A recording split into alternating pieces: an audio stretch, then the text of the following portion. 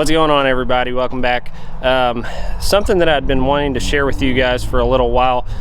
For the people who kept up with some of the videos that I had done when we were doing the remodel work to the house that we live in now, you probably saw some footage of where we installed a load-bearing beam. We took out a couple of walls in the main living space of the house.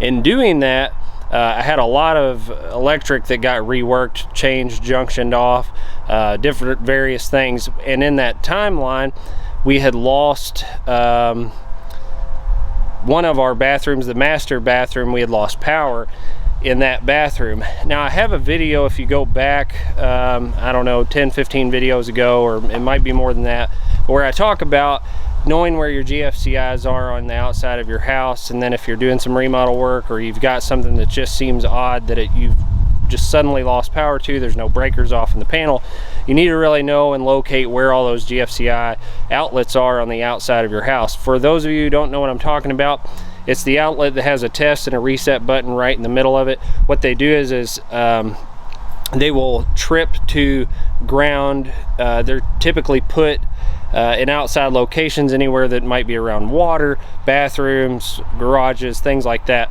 And what it does is if it sees that there's any sort of power going to ground, or even a neutral going to ground, then it will go ahead and trip that circuit and kill it, so that way nobody gets electrocuted, basically. So in doing that remodel work, like I said, I lost one of the bathrooms, and I assumed it was something that either gotten taken loose and hadn't gotten tied back in yet. So I spent a fair amount of time trying to get up into the attic, look at all the junctions that I had made, just double checking all my wiring that something hadn't gotten messed up. Well, what it was is when I had redone one of the circuits, or took one of the circuits loose, however it was, that neutral touched the ground. It didn't create an arc. I never shorted anything out, but it tripped this GFCI on the outside of the back of my house. I even knew that was a possibility. I checked the breaker panel for GFCI breakers. I looked throughout the garages. I had even done a walk around on the outside of the house, but one outlet is on the outside of this house that I didn't know the location of.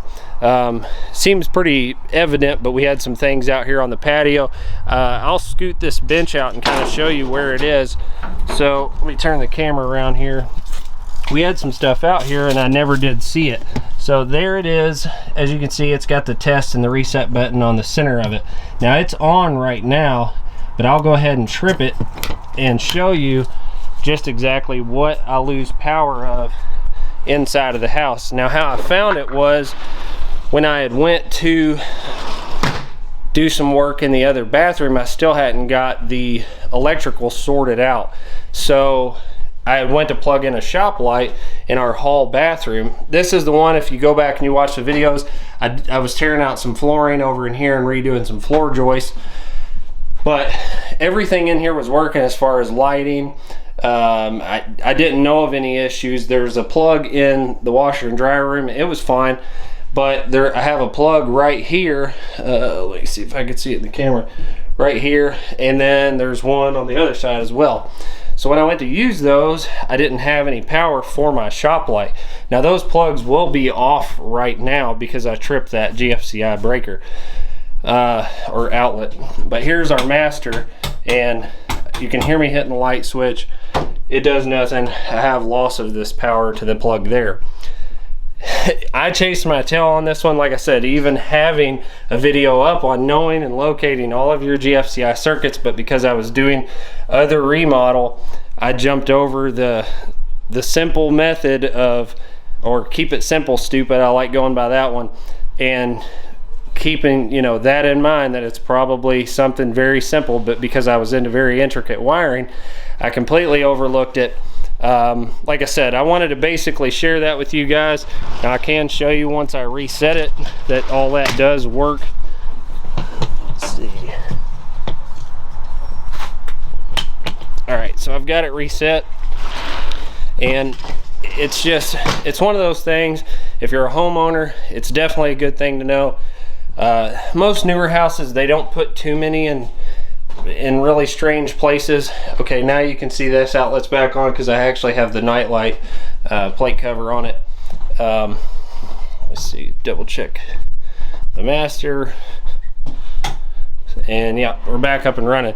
So if you lose power or something like that in your house, it's a good idea to know and locate where all of those GFCI outlets are. It can really trip you up. It can be a confusing thing. We've fought it on numerous remodels and renovations.